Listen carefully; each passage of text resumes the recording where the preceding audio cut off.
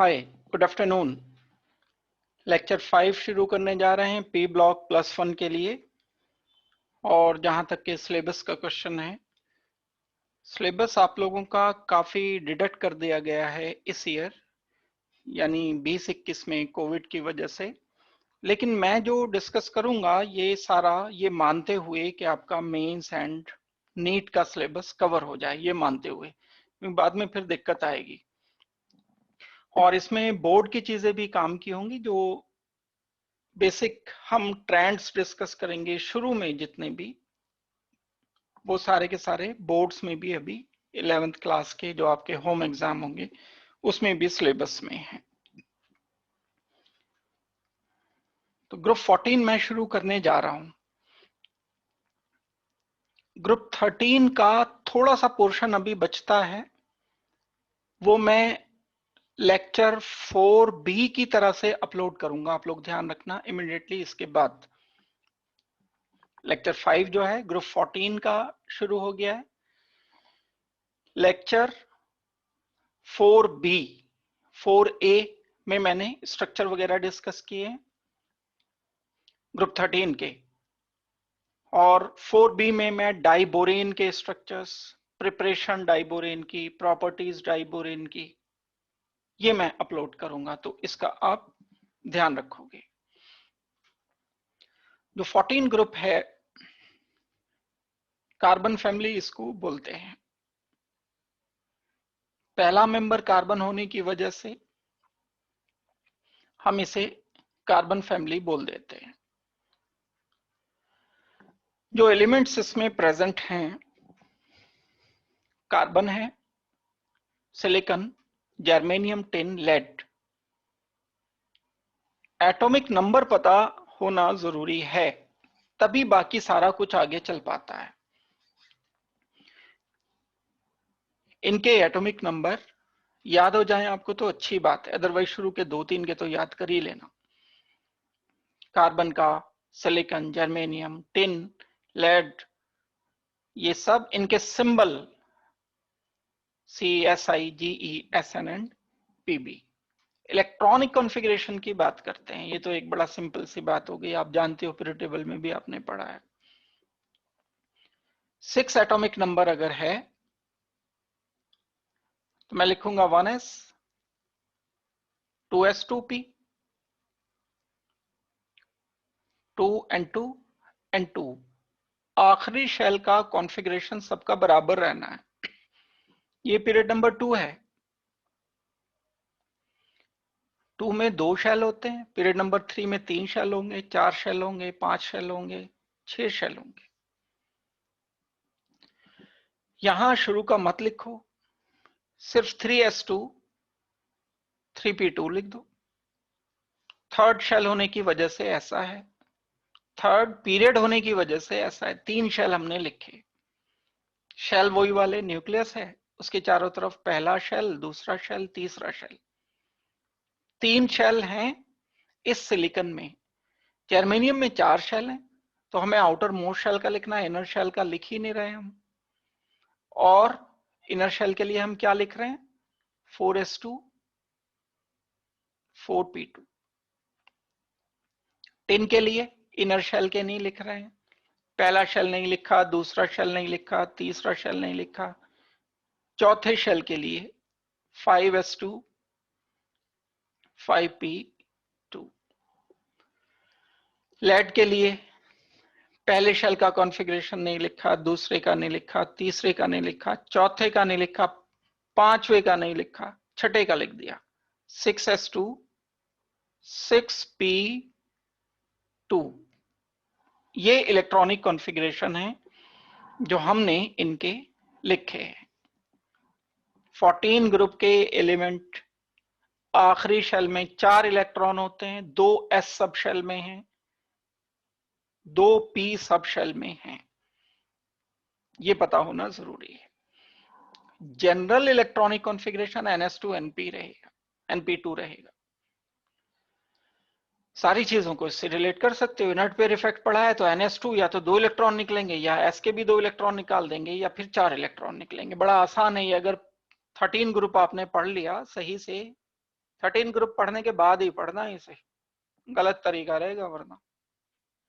13 group पढ़ने के बाद पढ़ोगे तो बहुत सारा आपको ऐसा लगेगा कि तो हमने पढ़ रखा है, कनेक्ट करनी है बस उसके साथ चीजें।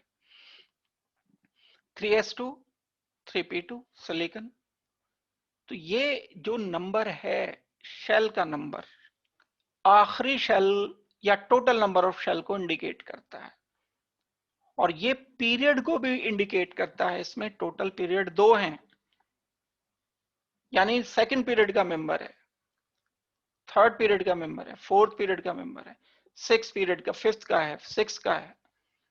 ये 6 नंबर इलेक्ट्रॉनिक कॉन्फ़िगरेशन से पीरियड पता चलता है, ये बात आप अच्छी तरह से जानते हो। रेडियस की बात करते हैं।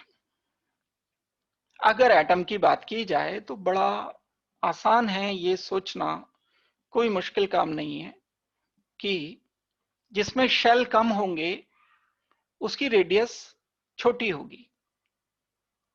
छोटी रेडियस, थोड़ी बड़ी रेडियस, थोड़ी और बड़ी रेडियस, थोड़ी और बड़ी रेडियस, थोड़ी और बड़ी रेडियस लेड की। भाई समझ भी आती है बात, 2 शेल हैं सिर्फ तो रेडियस छोटी। यहां 3 शेल लिखने पड़ेंगे, 1 2 एंड 3। यहाँ 4 लिखने पड़ेंगे, 1 2 3 एंड 4, 4 शेल हो गए। यहाँ 5 शेल हो गए। डाउन द ग्रुप मूव करने पर शेल की संख्या बढ़ती जाती है, रेडियस बढ़ती चली जाती है। 6 शेल हो गए टोटल। लेकिन इसमें एक चीज ऑब्जर्व करने को मिलती है, हमें देखने को मिलती है, जब हम इसका रेडियस का डाउन द ग्रुप मूव करने पर ठीक है बढ़ती तो जा रही है, कार्बन से ज्यादा सिलिकॉन की होती है, इंक्रीज कर जाती है। लेकिन सिलिकॉन एंड जर्मेनियम में ना के बराबर फर्क होता है। इन दोनों की रेडियस लगभग बराबर होती है। कोई रीजन है, कोई कारण है? ये कारण अभी मैं बताऊंगा। सिलिकॉन एंड जर्मेनियम, इस बात को मैं दूसरी तरह कह सकता हूं। Period number 3 and period number 4 के वो एलिमेंट जो पी ब्लॉक में रहते हैं, उनकी रेडियस में ना के बराबर अंतर होता है। जबकि एक शेल बढ़ रहा है, एक शेल बढ़ने पर रेडियस बढ़ना चाहिए, अच्छा खासा रेडियस बढ़ना चाहिए। कार्बन सिलिकॉन में ह्यूज जंप आता है एकदम। कार्बन का रेडियस बहुत ज्यादा बड़ा नहीं होता, बहुत छोटा होता है, 77 पिकोमीटर के आसपास होता है। सिलिकॉन तक पहुंचते पहुंचते ये एकदम लगभग 120 118 पिकोमीटर के आसपास हो जाता है। बहुत बढ़ गया सडनली, शेल भी बढ़ गया, समझ भी आती है बात। लेकिन इसके बाद जो गैप है सडनली डिम हो जाता है। ये ह्यूज डिफरेंस कार्बन सिलिकॉन में, सिलिकॉन जर्मेनियम में नेग्लिजिबल अंतर, साइज बराबर लगभग। ये बात ग्रुप 13 में भी देखने को मिलती है। ग्रुप 13 में कौन एलिमेंट आएंगे? यहां पहला एलिमेंट आए सॉरी बोरोन, दूसरा एल्यूमिनियम, तीसरा गैलियम। ये एल्यूमिनियम एंड गैलियम में बात देखने को मिलती है। इन दोनों के साइजेस बिल्कुल एक जैसे से होते हैं, ना के बराबर अंतर होता है। बल्कि अगर बिल्कुल एब्सोल्यूट हम डेटा देखते हैं तो गैलियम का साइज थोड़ा सा छोटा निकलता है एल्यूमिनियम से। कुछ गड़बड़ चल रही है, that means third and fourth period में देखेंगे, अभी ऑब्जर्व करेंगे। जर्मेनियम एंड एसएन में इंक्रीमेंट आता है, लेकिन उतना इंक्रीमेंट नहीं होता जितना कार्बन सिलिकॉन में होता है। एसएन एंड पीबी में इंक्रीमेंट आता है, लेकिन उतना नहीं होता जितना कार्बन एंड सिलिकॉन में होता है। सबसे पहले तो अगर हम एक सिंपल सा ग्राफ बना लें, और ग्राफ बना करके इसको ऑब्जर्व कर, कोवलेंट रेडियस की बात हो रही है। रेडियस से आप समझते हो ये एक, अच्छा रेडियस आप अपनी पुरानी नॉलेज पर जाओ। कई सारे टाइप की रेडियस होती है। मेटलिक रेडियस अलग होती है, आयोनिक रेडियस अलग होती है, कोवेलेंट रेडियस अलग होती है, वैन डर वाल्स रेडियस अलग होती है। हम यहाँ जो डेटा यूज करेंगे वो कोवेलेंट रेडियस का यूज करेंगे। कोवेलेंट रेडियस में जब दो एलिमेंट आपस में एक दूसरे से कोवेलेंट बॉन्ड बना लेते हैं तो कुछ एरिया ये कॉमन रहेगा। ये इस तरीके का एरिया, दोनों सेम एलिमेंट हैं ये, तो इन दोनों के बीच का जो डिस्टेंस है d है मान लो, इसको डिवाइडेड बाय 2 कर दें अगर हम, ये कोवेलेंट रेडियस होता है। इसकी बात मैं कर रहा हूं। वैन डर वाल रेडियस अलग चीज है, मेटलिक रेडियस अलग चीज है, आयनिक रेडियस अलग चीज है। बिल्कुल एक्यूरेटली कंपेयर करना है हमें रेडियस का। हम कोवेलेंट रेडियस का कंपैरिजन करके ग्राफ चेक करते हैं कि ग्राफ क्या आता है। कार्बन की रेडियस कम, 2 शेल हैं, समझ आती है बात, सिर्फ 2 शेल हैं, हमने बोल दिया छोटा है। कार्बन की बाद सिलिकॉन की शेल्स 3 हो गए, रेडियस बढ़ गया, ह्यूज बढ़ गया, 77, 118, 120 बोला था मैंने, लगभग ये उसके आसपास 118, 120। जर्मेनियम शेल बढ़ गया लेकिन साइज में अंतर नहीं आया। ये बात समझ नहीं आती क्या हुआ। ये बात तो समझ आ गई, शेल बढ़ा साइज बढ़ गया, शेल बढ़ा साइज नहीं बढ़ा, ये बात समझ नहीं है, ये कुछ गड़बड़ है, यहाँ पे क्वेश्चन मार्क है। अब जर्मेनियम एडिसन में फिर शेल बढ़ा दिए हमने, कितने शेल हो गए, 2 shell, 3 shell, 4 shell, 5 shell, 2, 3, 4 and 5, size बढ़ गया, लेड 6 हो गए, 1, 2, 3, 4, 5, 6, साइज और बढ़ गया। इसको डिस्कस करते हैं।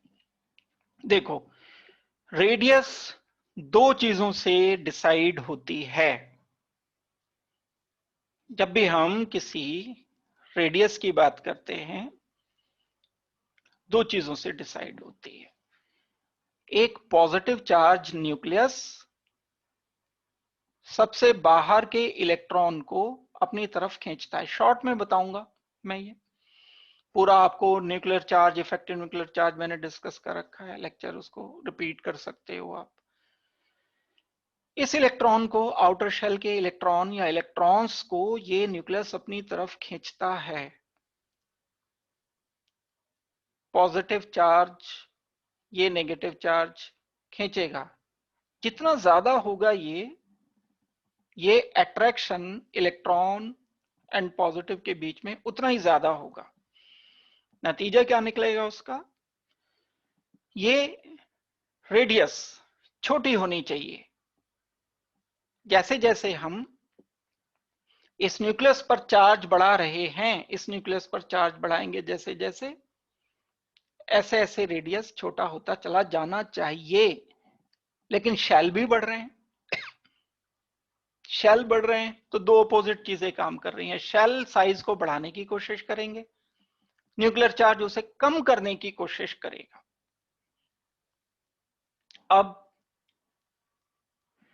जब हम एक और फैक्टर को कंसीडर करते हैं जो इनर शेल्स हैं, इलेक्ट्रॉन्स हैं, ये इनर इलेक्ट्रॉन्स, ये वाले इनर इलेक्ट्रॉन्स कोई से भी शेल के हों लेकिन n-1 n-2 के इलेक्ट्रॉन्स हों, ये इन बाहर के इलेक्ट्रॉन पर कुछ रिपल्शन भी डाल रहे हैं, क्योंकि ये भी इलेक्ट्रॉन है और ये भी इलेक्ट्रॉन है, रिपल्शन होगा इन दोनों के बीच में।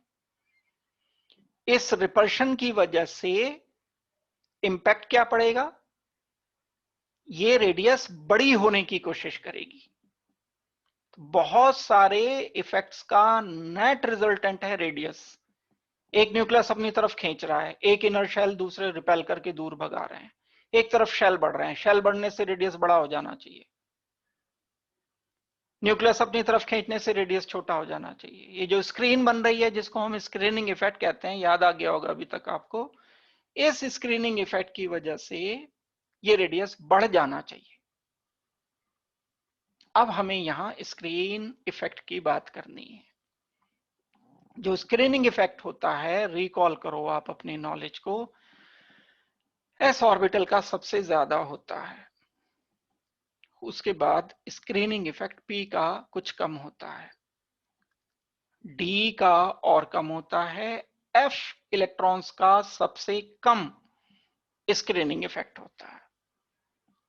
ये पूर स्क्रीन बनाता है, F and D hollow screen बनाता है, यानी इसका कुछ फर्क नहीं पड़ता, बहुत ज्यादा रिपल्शन एग्जर्ट नहीं करता। तो मैं अगर एक बार पॉजिटिव के केस में मैं इसको अगर आपको प्रॉपरली शो करूं, मेरे पास एक पॉजिटिव है, एक मेरे पास सॉलिड स्क्रीन है, बड़ी रिजिड स्क्रीन है, और बाहर के इलेक्ट्रॉन को ये खींचना चाह रहा है पॉजिटिव, तो ये स्क्रीन इसे रिपेल ज्यादा करेगी, रेडियस बढ़ जाएगी, या पॉजिटिव चार्ज न्यूक्लियस का इलेक्ट्रॉन पर अट्रैक्शन कम होगा। लेकिन अगर ये स्क्रीन हॉलो है, पॉजिटिव है, ये स्क्रीन इनर स्क्रीन बनाई जिनमें इलेक्ट्रॉन डी वाले इलेक्ट्रॉन थे, एफ वाले इलेक्ट्रॉन थे, तो ये स्क्रीन बहुत डेंस नहीं बनी, हॉलो स्क्रीन बनी, पुअर स्क्रीन बनी। इस इलेक्ट्रॉन और इस पॉजिटिव के बीच में ये ज्यादा हर्डल नहीं क्रिएट कर पाई, ज्यादा बाधा नहीं डाल पाई। क्या फर्क पड़ेगा? ये कॉन्ट्रैक्ट कर जाएगा, कुछ कॉन्ट्रैक्ट कर जाना चाहिए। तो जितना एक्सपेक्टेड था बढ़ना शेल बढ़ने की वजह से, उतना नहीं बड़ा हो पाएगा ये साइज। सेम इंपैक्ट यहां आया है।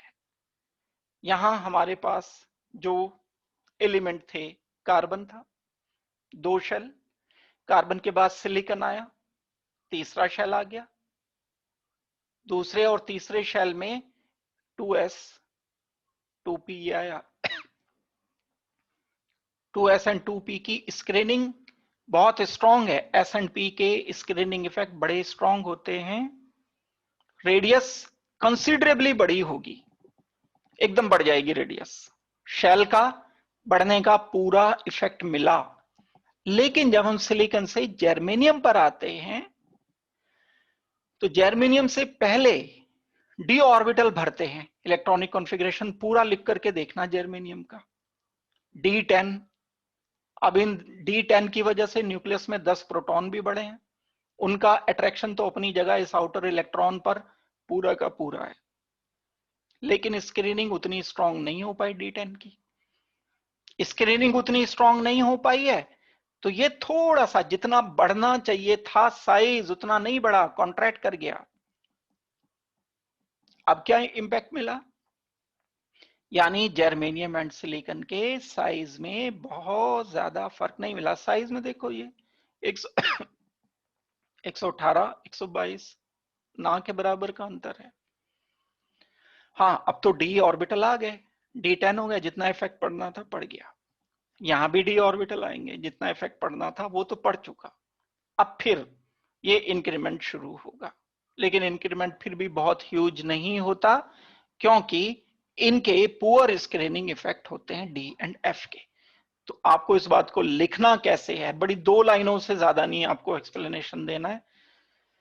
जब भी हम सिलिकॉन से जर्मेनियम पर मूव करते हैं, तो क्योंकि जर्मेनियम में डी ऑर्बिटल का इंट्रोडक्शन हो जाता है, डी ऑर्बिटल के स्क्रीनिंग इफेक्ट पुअर हो जाने की वजह से रेडियस जितनी बढ़नी चाहिए उतनी रेडियस नहीं बढ़ पाती है। तो इसलिए हम बोलते हैं सिलिकॉन एंड जर्मेनियम के साइजेस में ना के बराबर अंतर होता है। एक क्वेश्चन तो ये हो गया, वाई सिलिकॉन एंड जर्मेनियम है ऑलमोस्ट सिमिलर साइजेस, इसका आंसर हो गया। दूसरा कैसा क्वेश्चन आता है? दूसरा एक क्वेश्चन ये हो सकता है कि जैसे कार्बन एंड सिलिकॉन पर हम मूव करते हैं, तो गैप साइज में डिफरेंस देखो कितने पिकोमीटर का है, 118 माइनस 77 काफी है। यहां गैप 140 माइनस 122, यहां डेल्टा कम है, यहां डेल्टा। एक दूसरा क्वेश्चन ये आ सकता है कि SN एंड PB में, जर्मेनियम एंड SN में अंतर, साइज में डिफरेंस कम है, जबकि ये डिफरेंस कार्बन एंड सिलिकॉन में ह्यूज है। आप कहोगे कार्बन एंड सिलिकॉन में डी ऑर्बिटल ही नहीं है बीच में, जिनका पुअर स्क्रीनिंग इफेक्ट होता है। वो ऑर्बिटल है जिनका बड़ा स्ट्रॉन्ग स्क्रीनिंग इफेक्ट है, वो है S एंड P। जबकि इस SN में एंड जर्मेनियम में, GE में जो ऑर्बिटल स्क्रीन क्रिएट कर रहे हैं उनमें D एंड F ऑर्बिटल भी हैं। उनके बिहाफ पर जो हमने न्यूक्लियस में प्रोटॉन बढ़ाए, वो प्रोटॉन तो अपना काम पूरा कर रहे हैं खींचने का, लेकिन ये स्क्रीन उतनी स्ट्रांग नहीं बन पा रही है, हॉलो स्क्रीन बनती है। तो स्क्रीनिंग इफेक्ट एक जो हमने पीरियोडिक टेबल में पढ़ रखा है, वो सारा का सारा काम आना है। दो टाइप के क्वेश्चन मैंने बताए, दो टाइप के क्वेश्चन आप ये अच्छी तरह से समझ करके आगे बढ़ोगे। आप ये देख सकते हो, जो बात मैंने डिस्कस की है इसको आप नोट कर सकते हो। कंसिडरेबल इंक्रीज होता है कार्बन से सिलिकॉन में, लेकिन सिलिकॉन से जब लेड तक जाते हैं तो बहुत ज्यादा अंतर नहीं आता है। ऐसा पुअर स्क्रीनिंग की वजह से होता है। और सेम रीजन हम दे सकते हैं ग्रुप 13 में, पीरियड नंबर 3 एंड 4 में कौन कौन से एलिमेंट है? एल्यूमिनियम एंड गैलियम में, क्योंकि गैलियम में डी ऑर्बिटल आ जाते हैं, उनके बड़े पुअर स्क्रीनिंग इफेक्ट हैं, इसलिए हमें बोलना होगा गैलियम एंड एल्यूमिनियम के साइज ऑलमोस्ट सेम होते हैं। और सेम की जगह और बिल्कुल एक्यूरेटली अगर मैं बिल्कुल परफेक्ट डेटा कंपेयर करूं तो गैलियम का साइज थोड़ा सा छोटा निकलता है एल्यूमिनियम से। बड़ी ऑड सी बात है, बाद का मेंबर जिसमें शेल 4 हैं, एल्यूमिनियम में तो 3 ही शेल हैं। 4 शेल वाले का साइज छोटा, एल्यूमिनियम का साइज बड़ा जिसमें 3 शेल है। ऑड बात है, लेकिन ऑड बात इसलिए नहीं है क्योंकि स्क्रीनिंग इफेक्ट बड़े पुअर हैं, इसलिए ऑड बात ये नहीं काउंट करोगे आप। तो इसको आपको अच्छी तरह से नोट करना है और अच्छी तरह से सीखना है। कोई डाउट होगा तो मुझे आपको बताना है। मेटालिक कैरेक्टर के पर आते हैं। इसके बाद आपको पूरे पी ब्लॉक के लिए एक बड़ा छोटा सा तरीका बताया था मैंने। देखो, पूरी पीरियोडिक टेबल में S block 100% metal, D block 100% metal, P block में आधे मेटल आधे नॉन मेटल। यहां कहीं ये एक लेकिन हेजी सी लाइन होती है। ये लाइन ऐसी नहीं है कि बिल्कुल शार्प लाइन हो, कभी थोड़ा एक एलिमेंट इधर हो जाता है कभी इधर हो जाता है। इस लाइन के नीचे नीचे तो होते हैं मेटल्स और इसके ऊपर ऊपर होते हैं नॉन मेटल्स। ये वाली बात ग्रॉसली आप कर सकते हो। जो यहां है वो तो क्लियर कट है, जो यहां है वो क्लियर कट है मेटल्स। जो इस लाइन पर होंगे वो कुछ मेटलॉइड होते हैं। तो जब हम पी ब्लॉक में ग्रुप 14 पर देखेंगे, यहां 13 ग्रुप है, यहां 14 ग्रुप है। 13 में ये हमारा आ गया बोरोन, बोरोन के बाद एल्यूमिनियम, एल्यूमिनियम के बाद गैलियम, इंडियम, थेलियम, तो ये तो मेटल वाले पोर्शन में आ गए। 14 में आएंगे तो ये लाइन थोड़ी सी और नीचे को खिसक गई, बोरोन एंड सिलिकन।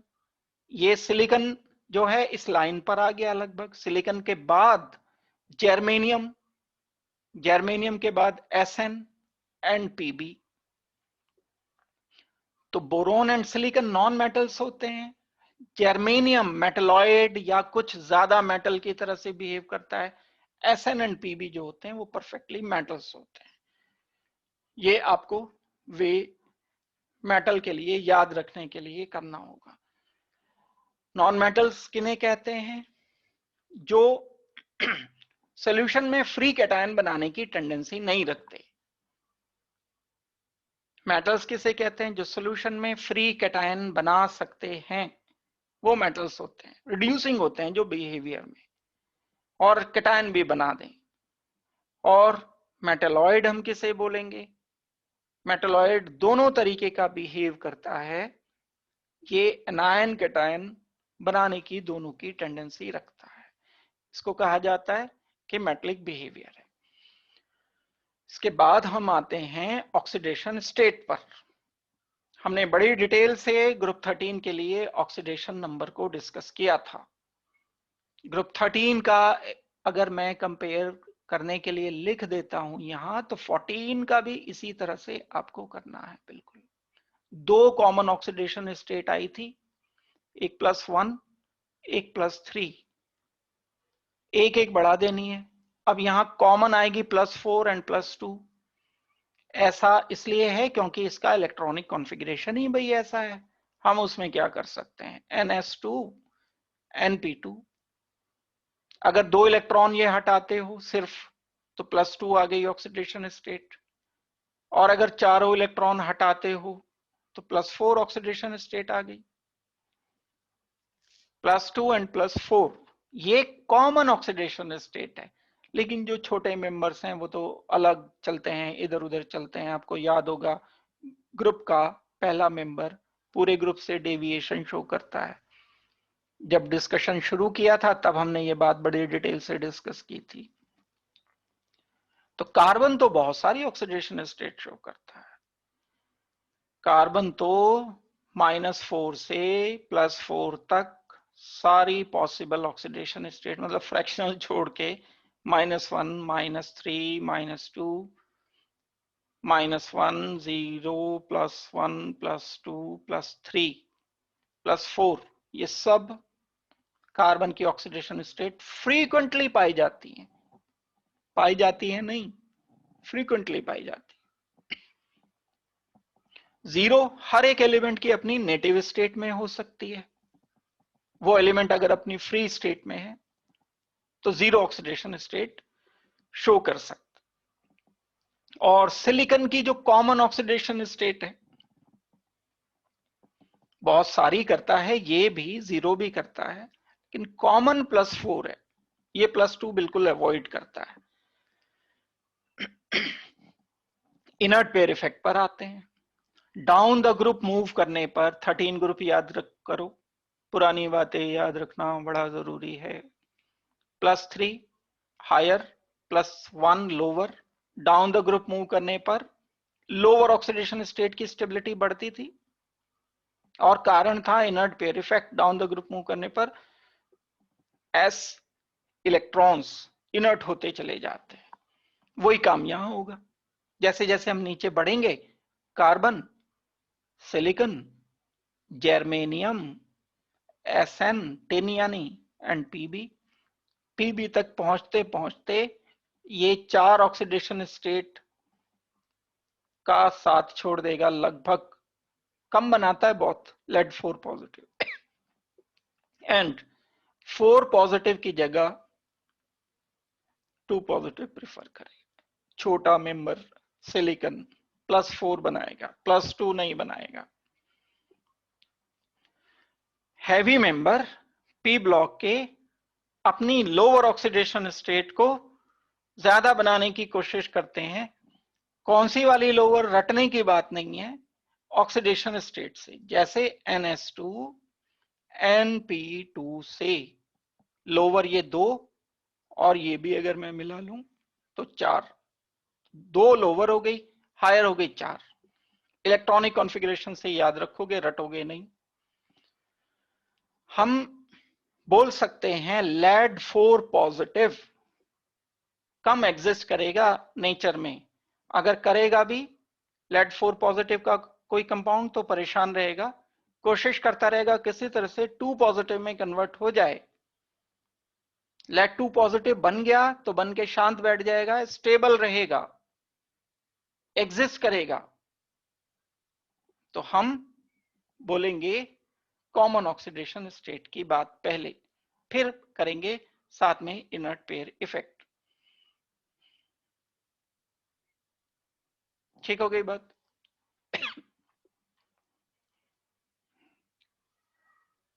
+4 टू -4, ये ध्यान रखना।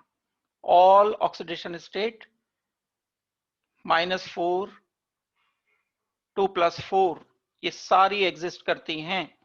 इन बिटवीन अभी लिख करके जो बताई है, ये +4 ज्यादातर शो करता है, जीरो भी करता है, कभी कभी माइनस भी कर देता है, लेकिन रेयर है, कॉमन की बात हो रही है।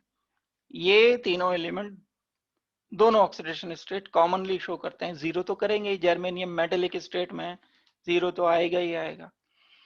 अब एक कोवलेंट बिहेवियर से रिलेशन करते हैं। आपने पढ़ रखा है, मैं स्विच कर रहा हूं इसको फजान रूल पर।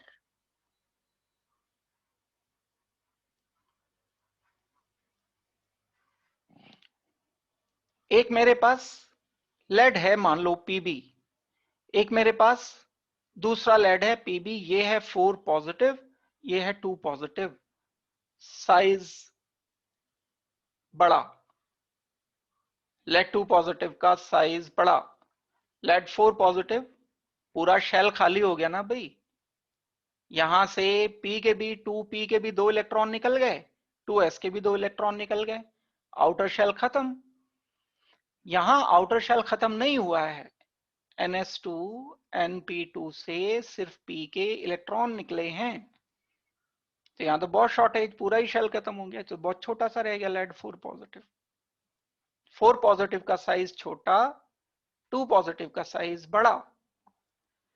फजान रूल क्या कहता है, अगर हमें दो अलग अलग कैटायन के बॉन्ड बनाने हैं किसी सेम एनायन से, मान लो इसका क्लोरीन से बनाना है, इसका क्लोरीन से बनाना है, सेम एनायन से, तो जिसमें कैटायन का साइज छोटा है उसमें कोवलेंट बॉन्ड बनेगा, ये फजान रूल कहता है। ज्यादा कोवलेंट बनेगा, जिसमें कैटायन का साइज बड़ा है उसमें कम कोवलेंट बनेगा, लेस कोवलेंट। या मैं इसे दूसरी तरह से कैसे कह सकता हूं, लेस कोवलेंट है तो मोर आयोनिक होगा, ये ज्यादा कोवलेंट है, मोर कोवलेंट है तो लेस आयोनिक होगा। एक ही एलिमेंट की दो अलग अलग ऑक्सीडेशन स्टेट के हम कोवलेंट बिहेवियर, आयोनिक बिहेवियर बता सकते हैं कंपाउंड में।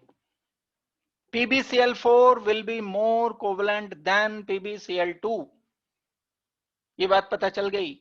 ऐसा ही नहीं, एक और बात पता चली, SnCl4 is more covalent than SnCl2, GeCl4 is more covalent than GeCl2। इतना ही नहीं, सेम ऑक्सीडेशन स्टेट के भी निकाल सकते हैं, जर्मेनियम एंड SnPb।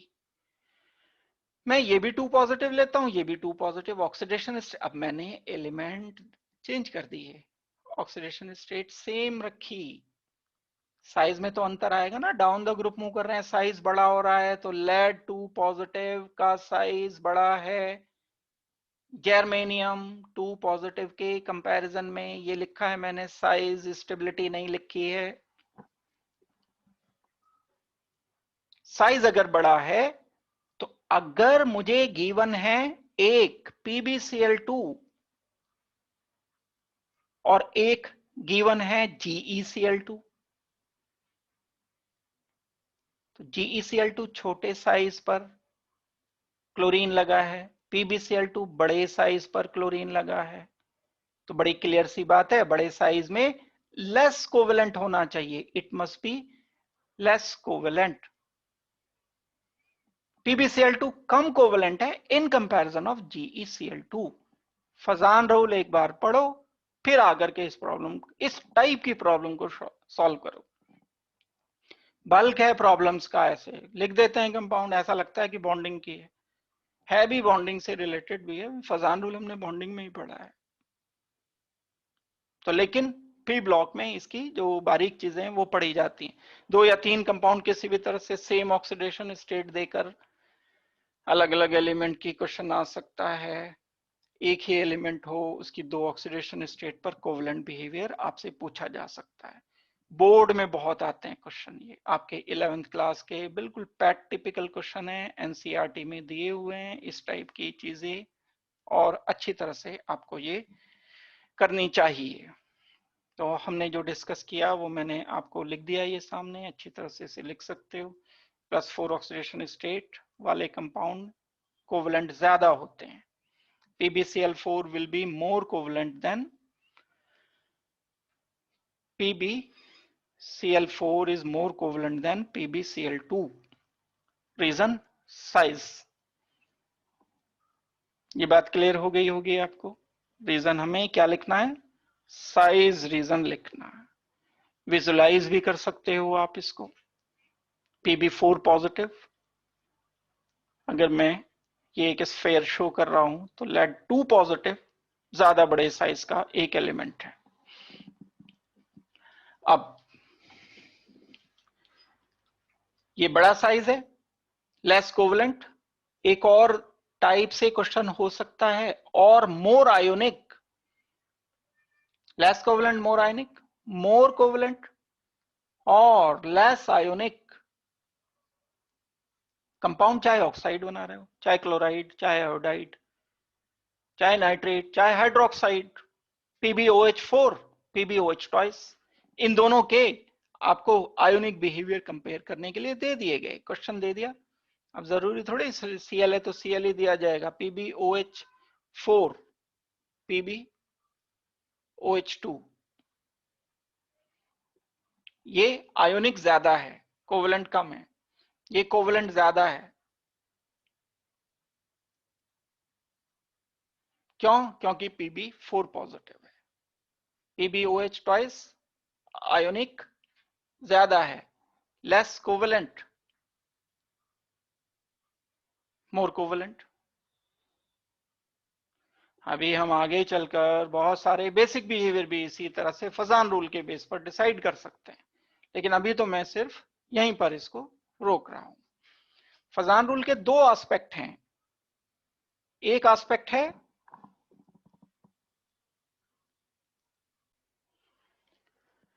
एक फजान रूल में कोवेलेंट बिहेवियर हम कंपेयर करते हैं किस बेस पर? कैटायन के साइज के बेस पर। और दूसरा एक हम कंपेयर करते हैं एनायन के साइज के बेस पर। तो एनायन के कोवेलेंट बिहेवियर का तो कंपेयर करने का कोई मीनिंग यहां पर नहीं है, क्योंकि ये सब मेटल को हम कंपेयर कर रहे हैं। हमें क्या करना होगा? अगर मैंने एक में OH लिया तो दूसरे में भी OH ही लेना होगा। एनायन हमने फिक्स करके कैटायन को वेरी किया। डिटेल अगर करनी है फजान रूल की तो फजान रूल वाला लेक्चर आप रिपीट करो, वहां से इसे चेक करो। हमने बहुत सारी प्रॉब्लम्स वहां पर इसकी सॉल्व कर रखी है। इनर्ट पेयर इफेक्ट पर आते हैं। डाउन द ग्रुप मूव करने पर इनर्ट पेयर इफेक्ट इंक्रीज करता है। जर्मेनियम, SN एंड PB की बात अगर की जाए, इन तीन की, यहां 2 पॉजिटिव ज्यादा स्टेबल है, यहां 2 पॉजिटिव कम स्टेबल है। 2 पॉजिटिव की स्टेबिलिटी ज्यादा, जर्मेनियम 2 पॉजिटिव की स्टेबिलिटी कम। 4 पॉजिटिव के लिए रिवर्स है, लेड 4 पॉजिटिव सबसे कम स्टेबल है। तो ये ग्रुप 13 में मैंने डिटेल से डिस्कस कर रखा है, इसमें ज्यादा टाइम मैं नहीं लगा रहा हूं। अगर याद नहीं है तो ग्रुप 13 वाले लेक्चर प्रॉपरली देख करके उससे आप इनर्ट पेयर इफेक्ट को रिलेट करो। हाँ, हम इसके रिलेटेड प्रॉब्लम जरूर कर लेंगे।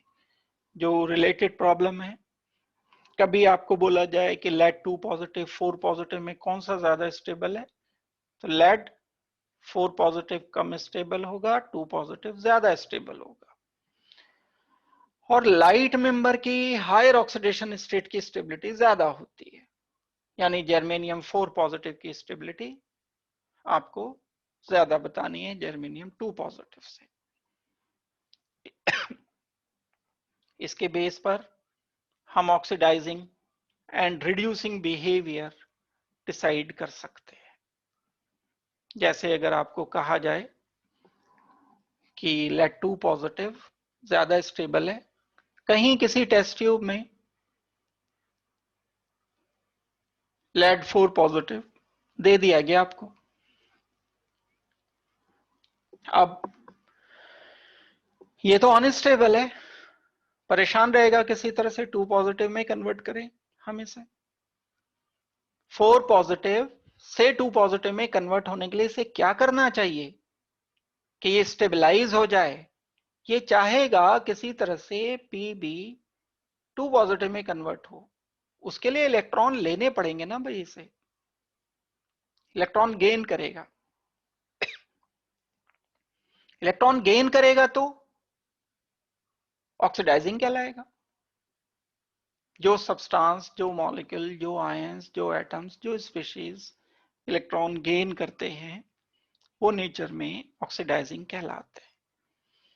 यहां से हम एक जनरल स्टेटमेंट क्या सोच सकते हैं, कंक्लूड कर सकते हैं?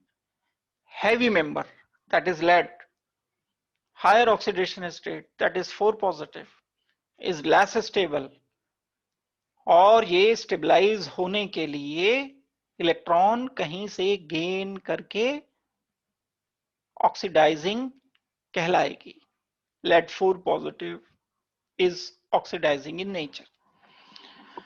लेकिन लाइट एलिमेंट के लिए ये बात अलग है, क्योंकि लाइट मेंबर जर्मेनियम जैसे हल्का मेंबर, एटॉमिक मास जिसका कम है, लाइट का मतलब ये नहीं है कि लाइट निकाल रहा है, लाइट मतलब कि जिसका एटॉमिक मास कम है। हायर ऑक्सीडेशन स्टेट ज्यादा स्टेबल होती है। तो अगर जर्मेनियम 4 पॉजिटिव गिवन है किसी टेस्ट ट्यूब में, तो ये तो परेशान नहीं रहेगा, ये तो शांत बैठ जाएगा, कुछ नहीं करेगा, नाइदर ऑक्सीडाइजिंग नो रिड्यूसिंग। लेकिन लेड 4 पॉजिटिव अगर दिया होता तो अनस्टेबल था, इलेक्ट्रॉन गेन करने की कोशिश करेगा। अगर जर्मेनियम 2 पॉजिटिव गिवन है तो ये अनस्टेबल है, ये परेशान रहेगा, ये कैसे जैसे करके बस किसी तरह से मुझे 4 पॉजिटिव बना दो तुम। कहेंगे सारे लोग इससे कि अगर बनना है तो 2 इलेक्ट्रॉन देने पड़ेंगे। वो कहेगा ठीक है मैं रेडी हूं, परेशानी खत्म करो किसी तरह से।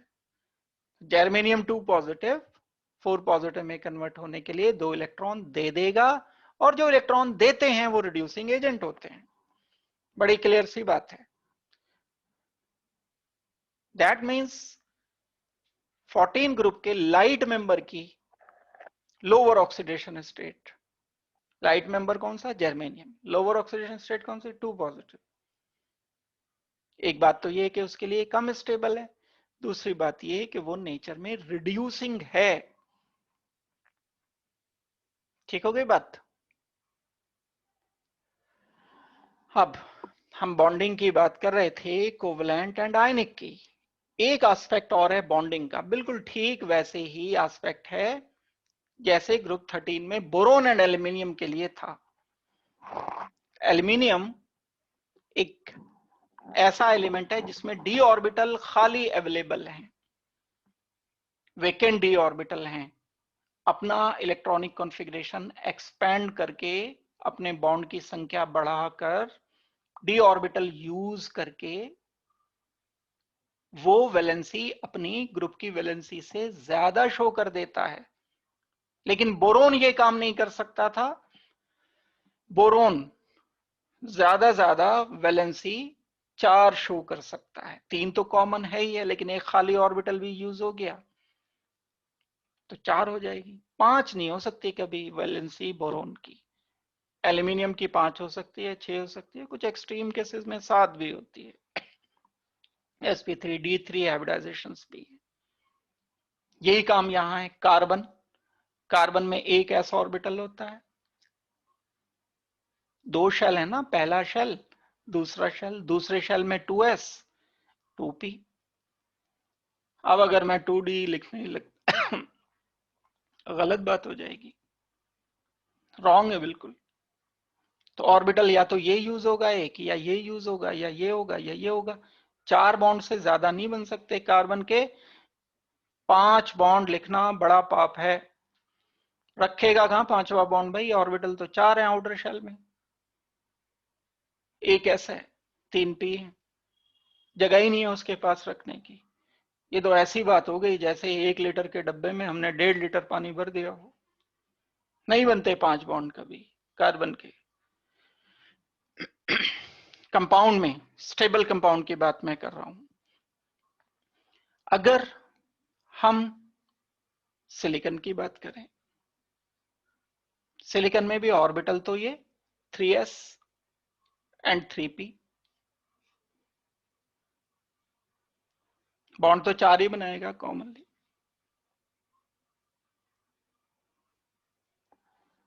लेकिन डी ऑर्बिटल है, बात एक अलग है कि खाली है।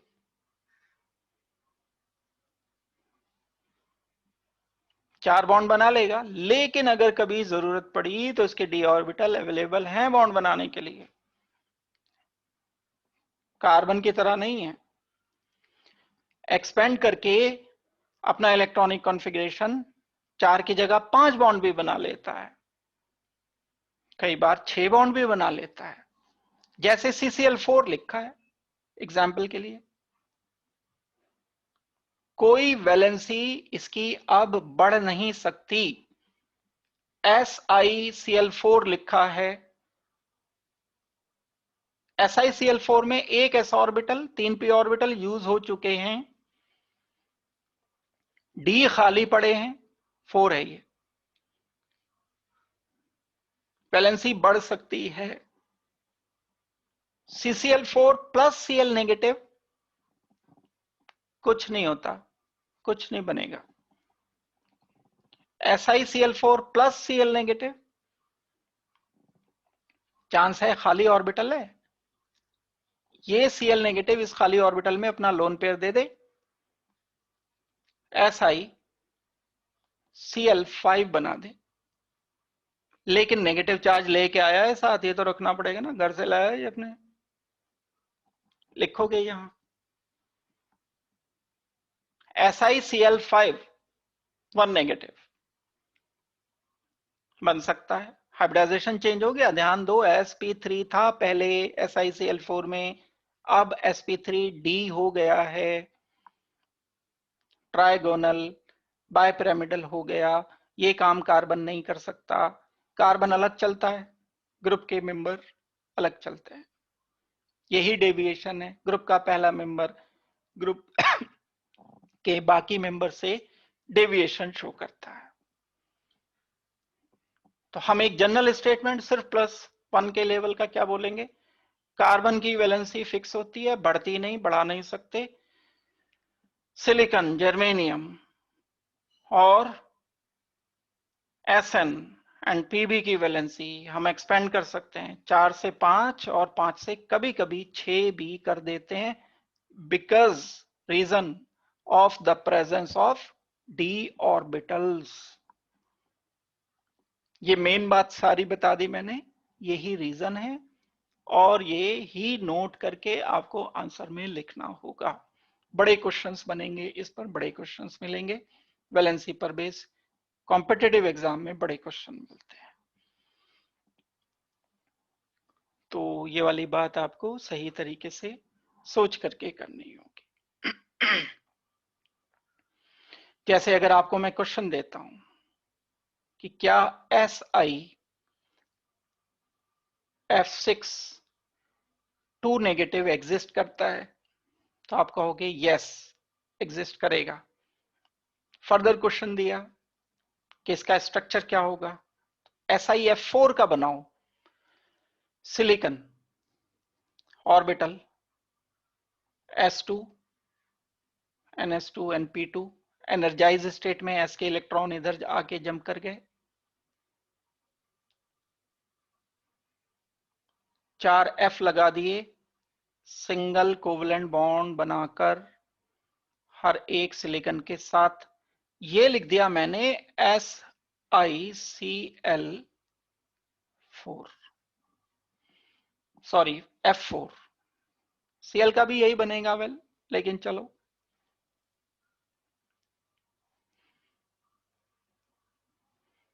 अब हमें कहा गया कि SiF4 में 2 फ्लोरीन ऐड कर दो, फ्लोरीन नहीं फ्लोराइड, F नेगेटिव, क्या बन जाएगा? 2 F नेगेटिव इसमें कंबाइन होकर SiF6 2 नेगेटिव बन जाएंगे।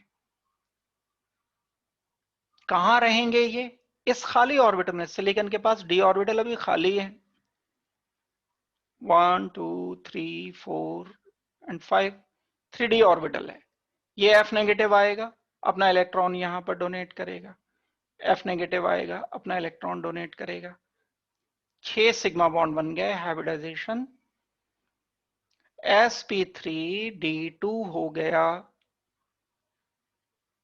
जिसके कारण अब ये ज्योमेट्री इसकी लिखनी चाहिए ऑक्टाहेड्रल। अगर मैं ये ज्योमेट्री लिखता हूं तो ऑक्टाहेड्रल ज्योमेट्री लिखी जाएगी। ऑक्टाहेड्रल कैसी होती है? स्क्वायर बाय पिरामिड, सिलिकॉन बीच में, एक इमेजिनरी स्क्वायर लिखा जिसपे 4 फ्लोरीन लिख दिए,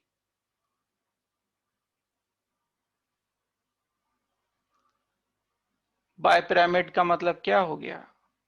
एक अपवर्ड वैलेंसी, एक डाउनवर्ड वैलेंसी। लेकिन नेगेटिव चार्ज लिखने मत भूलना, 2 नेगेटिव हैं इस पर। ये स्ट्रक्चर बन जाएगा। पॉजिटिव से आगे चल के हम जोड़ देंगे, इसमें क्या फर्क पड़ता है? मान लो Na2Si F6, अब ये न्यूट्रल लिख दिया मैंने। इन 2 नेगेटिव को 2 पॉजिटिव से कनेक्ट कर दिया, कंबाइन कर दिया। ऐसे ही आप सिलिकॉन की जगह जर्मेनियम, जर्मेनियम की जगह Sn, Sn की जगह Pb बनाते चले जाओ। मेन बात क्या है? मेन बातें ये हैं, एक हमने स्ट्रक्चर किसका बनाया? SiF6 का, 2 नेगेटिव, हाइब्रिडाइजेशन, कौन कौन से ऑर्बिटल यूज हुए, ऑक्टाहेड्रल बना। ये सारी बातें मेन बातें हैं। ये काम कार्बन नहीं कर सकता। अगर कभी आप ये बोलो कि एक ही तो ग्रुप के मेंबर हैं, तो हम ऐसे भी लिख देते हैं Na2CF6, तो ये क्या हो गया? बिल्कुल सही कहा, एब्सोल्युटली रॉन्ग हो गया। कार्बन के पास क्योंकि d ऑर्बिटल्स नहीं है। ये जो कंपाउंड बनते हैं ना, हम कॉम्प्लेक्स कहते हैं, तो कॉम्प्लेक्स बना सकते हैं ये इस तरह के। और भी बड़े सारे एग्जांपल्स हैं। ये एग्जांपल्स जो जो बनेंगे, आप इनके बैठ करके स्ट्रक्चर बनाना, जो टाइम होगा घर पर बैठ करके खाली, उसमें यही तो मैंने बता ही दिया। ये आप स्ट्रक्चर ड्रॉ करना पूरा प्रॉपर तरीके से, जैसे इलेक्ट्रॉनिक कॉन्फ़िगरेशन लिखकर, फिर ज्योमेट्री, फिर हाइब्रिडाइजेशन, सारा कुछ, फिर इसका बनाना, इसका कोई सॉल्ट लिख करके हाइब्रिडाइजेशन शो करना सारा। ठीक हो गई बात? अब बात आती है रिएक्टिविटी की। इस ग्रुप 14 के जो एलिमेंट्स हैं उनकी रिएक्टिविटी कैसी है?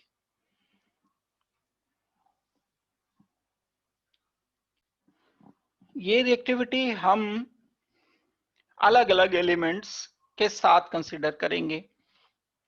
ऑक्सीजन से करते हैं पहले रिएक्टिविटी। ऑक्सीजन से ये एलिमेंट ग्रुप 14 के रिएक्शन करके ऑक्साइड बनाते हैं। एग्जाम्पल के लिए पहला मेंबर कार्बन है, ऑक्सीजन से रिएक्शन करेगा तो ऑक्साइड बनाएगा। लेकिन कार्बन के ऑक्साइड तो कई सारे होते हैं, कार्बन मोनोऑक्साइड भी होता है, कार्बन डाइऑक्साइड भी होता है, कम से कम ये 2 तो आप जानते हो, होते तो और भी हैं। तो जो ऑक्साइड हैं वो एक नहीं होता, कई सारे बन जाते हैं कई बार। सिलिकॉन है जैसे, सिलिकॉन के बहुत सारे ऑक्साइड एग्जिस्ट कर जाते हैं। लेड है जैसे पीबीओ, पीबीओ2, ये तो कॉमन है, ये तो सुने ही होंगे नाम आपने। तो पहली बात कि ये एलिमेंट ऑक्सीजन से रिएक्टिविटी रखते हैं, कंबाइन होते हैं और ऑक्साइड बनाते हैं। मेनली दो टाइप के ये ऑक्साइड बनाते हैं। एक ऑक्साइड जो बनता है वो MO टाइप बनता है, जिसे हम मोनो ऑक्साइड कह देते हैं। मोनो मतलब वन। और एक बनता है डाई ऑक्साइड। कोई भी है, चाहे कार्बन है, चाहे सिलिकॉन है, और बाकी मेंबर भी हैं। अब इसमें हमें जो पढ़ना है, जो काम की चीज है,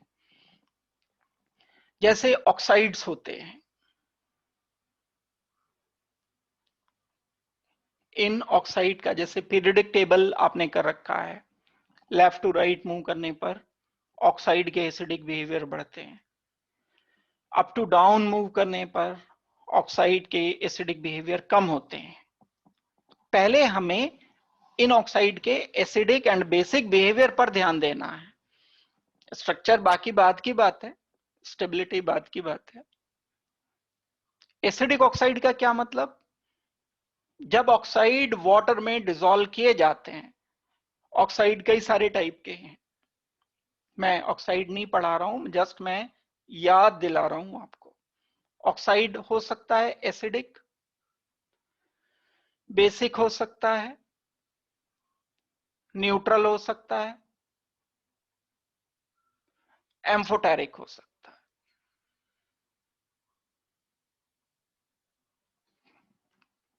चार टाइप के तो ऑक्साइड हैं। कौन से ऑक्साइड एसिडिक हैं? कोई ऑक्साइड अगर वाटर में मिक्स कर दिया जाए और एसिड बन जाए, तब हम इस ऑक्साइड को इंडिकेट कर देंगे कि ये एसिडिक ऑक्साइड है। या एक और बात है, कोई ऑक्साइड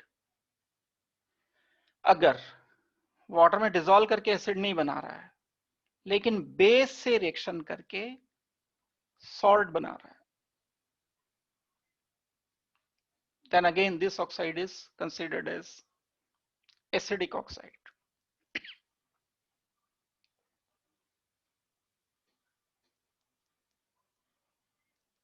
ये ऑक्साइड एसिडिक ऑक्साइड होगा। इसी तरह से यूजुअली जो नॉन मेटल्स होते हैं, उनके ऑक्साइड्स एसिडिक होते हैं या न्यूट्रल।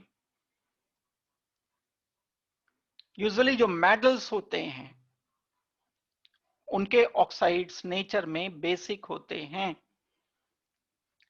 कुछ के न्यूट्रल भी होते हैं, एम्फोटेरिक एंड न्यूट्रल भी हो सकते हैं, लेकिन ज्यादातर की मैं बात कर रहा हूं। सेम बेसिक ऑक्साइड के लिए है।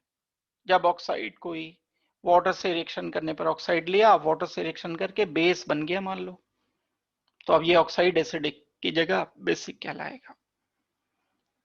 ऑक्साइड बेस से नहीं कर रहा है रिएक्शन, एसिड से कर रहा है और सॉल्ट बना रहा है, तो मैं इसे बेसिक बोलूंगा, एसिड की जगह बेसिक बोलूंगा।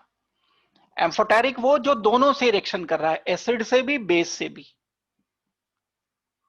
उसे बोलेंगे एम्फोटेरिक। न्यूट्रल वो जो दोनों से रिएक्शन नहीं कर रहा है, ना बेस से ना एसिड से, वो न्यूट्रल। ये एक बहुत छोटा सा मैंने तरीका बताया, अदरवाइज जब हम डिटेल में जाते हैं तो फाइन लेवल पर तो चीजें चेंज होती है ना। ग्रॉसली मैंने आपको ऑक्साइड्स बता दिए। अब लेकिन यहां जो इशू है, वहां तो अलग अलग एलिमेंट तो नहीं है, कार्बन का मोनोऑक्साइड, कार्बन का डाइऑक्साइड। कोई एक एलिमेंट अगर हम लेते हैं, बड़ी काम की बात बता रहा हूं ये, और उसके कई सारे ऑक्साइड हैं, ये एलिमेंट है कोई, ग्रुप 14 को छोड़ दो, जरूर सब जगह पे एप्लीकेबल होगा। कोई एक एलिमेंट है, उसके कई सारे ऑक्साइड हैं, एक MO है, एक MO2 है, एक MO3 है, या M2O3 है, एक MO4 है, या MO3 लिख देता हूं, ये गलत कर दिया मैंने, ज्यादा हो जाएगा ऑक्सीडेशन नंबर। ऑक्सीडेशन नंबर लिख रहा हूं मैं इनके, जिस एलिमेंट के ये 7 लगे हैं, +2, +4, +3, +6।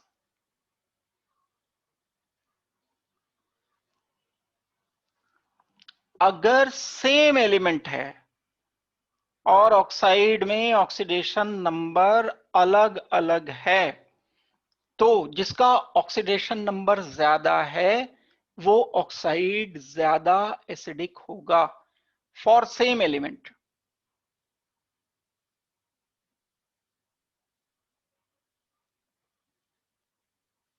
क्या करना है हमें सेम एलिमेंट के लिए? ऑक्सीडेशन नंबर अगर बढ़ रहा है तो एसिड स्ट्रेंथ इंक्रीज करेगी। ये कम एसिडिक होगा, सबसे ज्यादा एसिडिक MO3 होगा। हम दो ऑक्साइड के एसिडिक बिहेवियर को इस तरह से कंपेयर कर सकते हैं।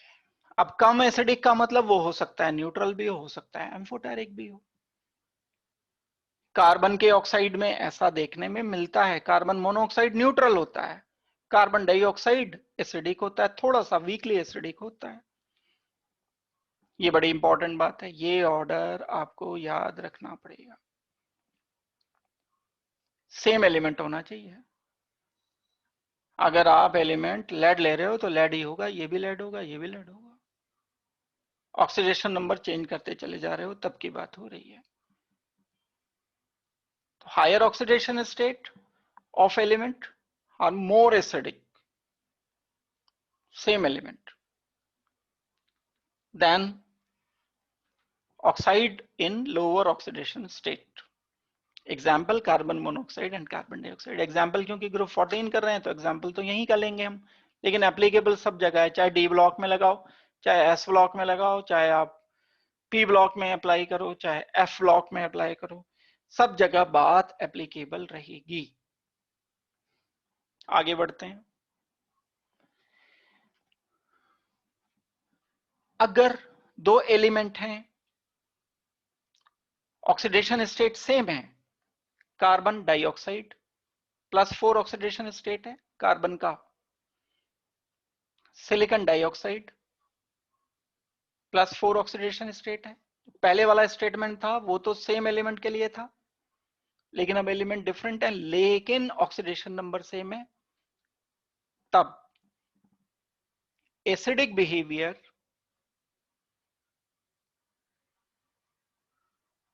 Of oxide directly proportional to electronegativity of element. ज्यादा इलेक्ट्रोनेगेटिव एलिमेंट जो है उसकी एसिड स्ट्रेंथ ऑक्साइड की ज्यादा होगी।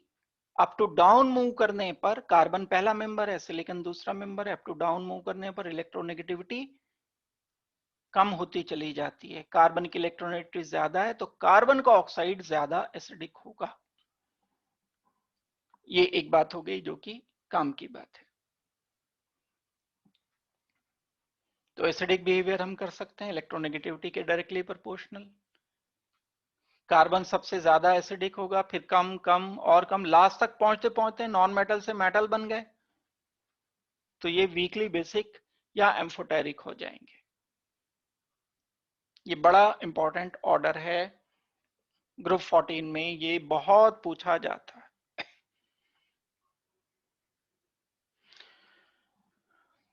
इसके बाद और भी चीजें बचती हैं जो रिएक्टिविटी है, तो हम इसको, आज का लेक्चर ये काफी बड़ा हो जाएगा, फिर 1 घंटे से ज्यादा आप लोगों के लिए दिक्कत हो जाती है।